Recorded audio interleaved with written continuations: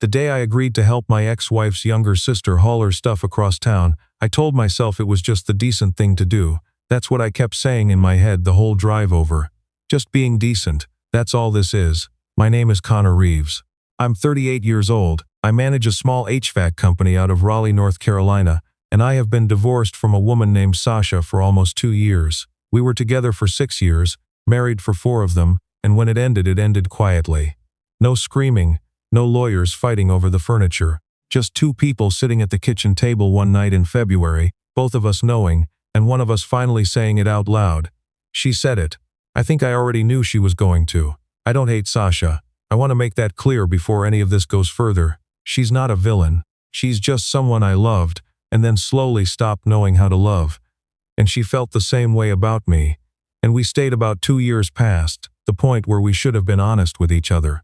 That's all. What I never fully anticipated was what it would mean to still be connected to her family. Sasha had a younger sister named Ren, 28 to my 38, which meant she was 22 when Sasha and I started dating, still in college, the kind of person who showed up at holiday dinners with paint on her hands and strong opinions about documentaries.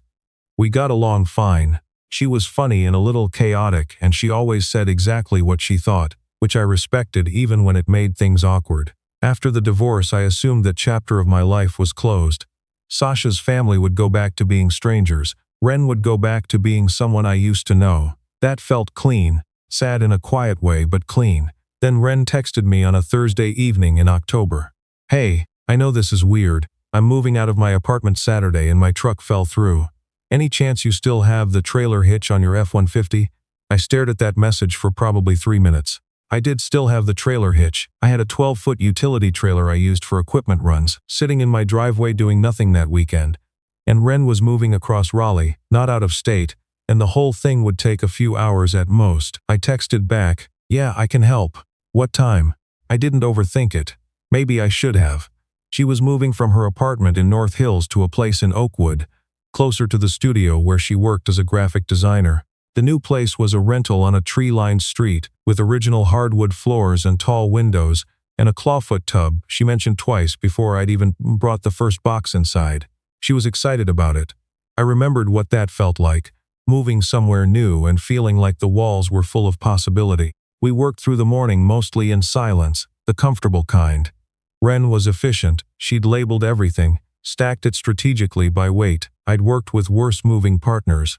Around 11 we stopped for coffee from a place on Person Street, sitting on the tailgate while the October air did that thing it does in North Carolina where it can't decide if it's still summer or not. I appreciate this, she said. Seriously. My friends all had conflicts and I didn't want to hire movers for a 1-bedroom. It's no trouble. I wasn't sure you'd say yes. I looked at her. Why not? She shrugged, both hands wrapped around her cup. Because of everything. I know it's probably weird for you. Being around the family stuff. You're not the family stuff, I said. You're just you. She smiled a little at that, looking down at her coffee. I didn't think anything of it at the time. We finished the move by 2 in the afternoon. Most of the furniture was in place. The kitchen boxes were stacked and waiting. She had a bookshelf that needed assembling, and I offered to help with that too, which is how we ended up sitting on her living room floor with an IKEA instruction sheet between us and a running argument about whether the diagram was intentionally misleading or just poorly designed. It's definitely intentional, she said. They want you to feel stupid so that when it works you feel grateful. That's a conspiracy theory. That's a business model. I laughed at that, really laughed, the kind that surprises you. And when I looked up from the instruction sheet she was already looking at me, and there was something in her expression I didn't quite know what to do with. I looked back down at the diagram. We finished the shelf. I helped her carry the boxes of books to fill it. Around 4 I said I should probably get going, and she walked me to the door, and she said thank you again, and I said it was nothing and that was that. I drove home thinking about the way she'd looked at me. I told myself I'd imagined it. 3 days later I got a call from a number I hadn't saved anymore but still recognized. Sasha. I let it ring twice before I answered. Old habit, not avoiding her, just bracing. Hey, said. What were you doing at Ren's apartment Saturday? Her voice was controlled. That controlled voice was never a good sign. I knew it well. It was the voice she used when she'd already made up her mind about something and was waiting to see if I'd lie. Helping her move, I said. She texted me. Her truck fell through. Silence on the other end. She texted you. Yes, Connor. She said my name like she was setting something heavy down on a table. Why would she text you? Because she needed help and I have a trailer, I said. I didn't think it was complicated. It's complicated. I waited. There was a version of me, the version that existed during the marriage, that would have started apologizing now, filling the silence with reassurances. I didn't necessarily mean just to make the temperature drop. I'd spent a lot of the marriage doing that. I wasn't interested in doing it anymore. Sasha, I said, we've been divorced for almost 2 years. Ren needed help moving. Helps the whole story. She's my sister Connor. I know she's your sister. She's also an adult who can ask whoever she wants for help. Another silence. Longer this time. Did something happen? She finally asked. No, I said. And I meant it because nothing had happened. Not really. There was a look I might have imagined and a laugh I wasn't expecting. That wasn't something. I need you to not do that again, she said. I felt something tighten in my chest. Not anger exactly. More like the slow-building frustration of being told you've done something wrong when you can't figure out what the wrong thing actually was. I hear you, I said. But I'm not going to promise that. If Ren asks me for help again and I can give it, I'm going to make that call on my own. She hung up. I sat in my truck in my own driveway for a while, listening to the engine cool. I should tell you something about Ren and Sasha, because the dynamic between them matters to what happened next. They were close the way sisters can be when one of them has always played a particular role. Sasha was the older one, the organized one, the one who had the plan. She went to NC State, got her degree in business, had a 5-year roadmap by the time she was 23. Ren went to art school in Asheville and came back to Raleigh 3 years later with a portfolio and exactly zero plan, and somehow turned that into a freelance career that actually worked. But somewhere in the years between then and now, Sasha had gotten into the habit of treating Ren's life like something that needed managing. It wasn't malicious, I want to be fair, but I'd watched it happen across 6 years of dinners and holidays and Sunday phone calls. Sasha would offer an opinion, Ren would push back, and then a week later Ren would be doing exactly what Sasha had suggested, both of them pretending it was Ren's idea. There was love there, but there was also control, the quiet kind that looks like concern from the outside. I thought about that on the drive home from Sasha's call. I thought about it again 2 weeks later when Ren texted me. I heard you talk to Sasha. I typed back. She called me. Yeah, I'm sorry. I didn't think she'd find out. How did she find out? A pause. Then, she drove by my building the day after you were there. Saw your truck. Or she has a thing about plate numbers. I didn't know what to say to that. I settled on, it's okay. Not your problem. It kind of is, she wrote back. Because she said something to me about it too. What did she say? Another pause, longer this time. She said I should be more careful about who I let into my space, that people have a way of complicating things. People. Yeah. I think she meant you specifically. I put my phone down and stared at the ceiling for a while. I didn't reach out to Ren after that. Not because I was avoiding her, but because I was trying to be honest with myself about what I was feeling, and I needed some quiet to do that. There was something there. On my end. I could admit that much to myself, sitting in the house I used to share with her sister. In the kitchen, where the coffee maker was still the one Sasha had picked out, and the window over the sink still had the small crack in the lower corner that I'd never gotten around to fixing. Something about Ren. The way she argued about IKEA instruction diagrams, the way she laughed with her whole face, the way she'd texted me first when she needed help, out of everyone she could have texted, was sitting in the back of my mind and not leaving. But I also knew what it meant. It meant complexity I wasn't sure I wanted. It meant Sasha. It meant a conversation I didn't have a clean ending for. It meant being the person who, from the outside, looked like he'd moved sideways from one sister to the other, which is a story with exactly one way people interpret it. I was thinking about all of that when my buddy Vic called me one evening and told me I was the most in-my-head person he'd ever met and I should probably just figure out what I wanted before I psyched myself out of anything real. I'm not psyching myself out, I said. You called it complexity I'm not sure I want. You're psyching yourself out. Vic was a contractor I'd known since we were both 25 and doing apprenticeships at the same shop. He'd been married for 9 years and had 3 kids, and had never once, in all the time I'd known him, agonized over anything for longer than 45 seconds. I found it simultaneously admirable and baffling. It's her sister, Vic. You're not married to her sister anymore. That doesn't just erase things. Nobody said it erases things. But you've been single for 2 years. At some point you gotta let yourself be a person again. I didn't have a good answer for that. I still don't, honestly. But I kept thinking about it. The thing that changed everything happened on a Tuesday in November. I was at a job site in Cary when my phone lit up with a text from Ren. Are you around this week at all? No moving this time, I promise. Just wanted to talk, I texted back. Wednesday evening work? She said yes. We met at a coffee shop on Glenwood, one of those places with exposed brick and too many plants and $7 lattes, and I got there first and found a table in the back and sat there wondering what I was doing. She came in wearing a denim jacket over a yellow dress, and her hair was doing something different than it usually did, and I thought, not for the first time, that she had one of those faces that didn't look like any other face I'd seen. She ordered something with oat milk and sat down across from me and said, I've been thinking about the Sasha conversation. Okay, I said.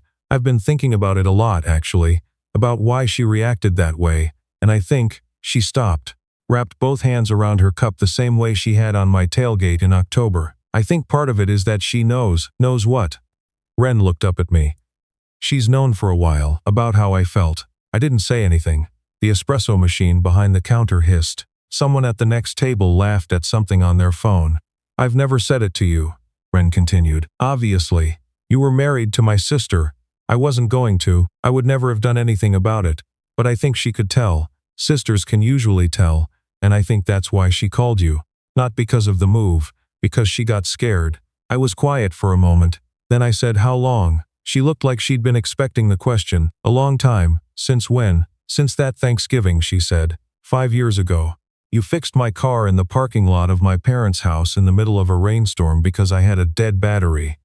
And you didn't even complain about it. You just did it. And then you came back inside and you didn't tell anyone. You didn't make a thing of it. And I thought, she shook her head. I thought Sasha got one of the good ones. I remembered that Thanksgiving, the rain, the jumper cables, the way she'd tried to help and gotten her jacket soaked. I remembered thinking she was funny even then. I remembered that I'd been happy in my marriage and hadn't thought anything beyond that. But I remembered. Ren, I'm not telling you this because I want something from you, she said quickly. I'm telling you because I think you deserve to know. And because I'm 31 years old, and I'm tired of sitting on things to protect everyone else's feelings. She met my eyes. I don't want you to do anything with this. I just wanted to say it out loud to you one time, and then we can move on however makes sense. I sat back in my chair. I sat there for a while. Here's what I've learned about myself after 38 years. I am not a person who does well with unfinished things. I'm the guy who fixes the crack in the window and reroutes the faulty wiring and goes back to the job site at 7 in the morning because something wasn't right and it's going to bother him until it is. I don't leave things half done. It's not always a virtue. My ex-wife could tell you a few stories about the ways it isn't. But in that moment, sitting across from Ren in a coffee shop with too many plants while she held her oat milk latte and waited for me to say something, I understood something I hadn't quite let myself understand before. I wasn't over the idea of her. I wasn't even sure when the idea had started. But it was there. It had been there on the tailgate in October. It had been there when she texted me and I said yes before I'd even thought about it. It had probably been there earlier than I wanted to admit. I'm not going to pretend I don't know what you mean, I said. She blinked. I'm not going to sit here and tell you it's one-sided, I continued, because that's not honest and I'd rather be honest with you than comfortable. She set her cup down. But I also don't know what any of this looks like, I said. With Sasha. With your family. I don't know how to make that not complicated. I don't know either, Ren said. I'm not asking you to figure that out right now. Then what are you asking? She thought about it. I'm asking if you want to get dinner sometime. I looked at her for a moment. Yeah, I said. I do. I'm going to tell you how Sasha found out because it matters. Ren told her. Not right away. It was almost 3 weeks later, just before Thanksgiving, because Ren had decided she wasn't going to manage it quietly or slip it in sideways or let Sasha piece it together from secondhand information. She called her sister on a Sunday morning and told her directly, Connor and I have been spending time together. I wanted you to hear it from me. I know this because Ren told me afterward. I know Sasha's first response was silence, which I could have predicted. I know her second response was, how long has this been happening? And I know Ren told her the truth. Dinner, once, coffee a few times, nothing more. What I didn't expect was what Sasha said next. According to Ren, she was quiet for a long moment, and then she said, "I always knew it was going to be something like this. I just didn't know it would be you who said it first." Ren asked what she meant. Sasha said, "I knew Connor was a good man. I just couldn't figure out how to hold on to that without holding him back. That's why I left. And I think some part of me always worried that someone who actually deserved him was going to see it before I figured out how to fix myself." Ren told me that story in my truck, parked outside her building in Oakwood, while the November wind rattled the branches of the trees out front. I sat there and didn't say anything for a long time. I'm not going to tell you I understood Sasha completely in that moment. I don't know if I ever will. But I understood something, that the quiet, careful ending of our marriage had its own kind of sorrow underneath it. The kind that doesn't make headlines or require anybody to be the villain, and that she had been carrying a version of it I hadn't known about. It didn't change what I wanted, but it made me softer about how I carried it. Sasha and I haven't had a long conversation since. We exchanged texts around the holidays. She was going to her parents in Garner for Thanksgiving, I wasn't. And there was a brief exchange where she said she hoped I was doing well, and I said the same, and we both meant it. Which is a strange thing to mean from inside a silence this large. I don't know what our relationship looks like from here. I don't know if we become the kind of exes who eventually sit in the same room at family gatherings without it being painful. I hope so. I think we both hope so. Ren and I have been going slowly, deliberately. We're not rushing anything or pretending the history doesn't exist. On our third dinner, she said, "I need you to tell me if this ever feels like a mistake, because I would rather know early than late." And I said, "I need the same from you," and we shook on it, which was formal and a little ridiculous, and we both laughed about it. I think about that Thanksgiving 5 years ago more than I expected to.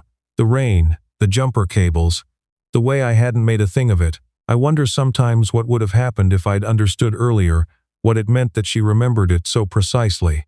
I wonder if it would have changed anything, or if everything had to happen in the order it happened, so I could be the version of myself who knew how to show up right. I don't have a clean answer for that.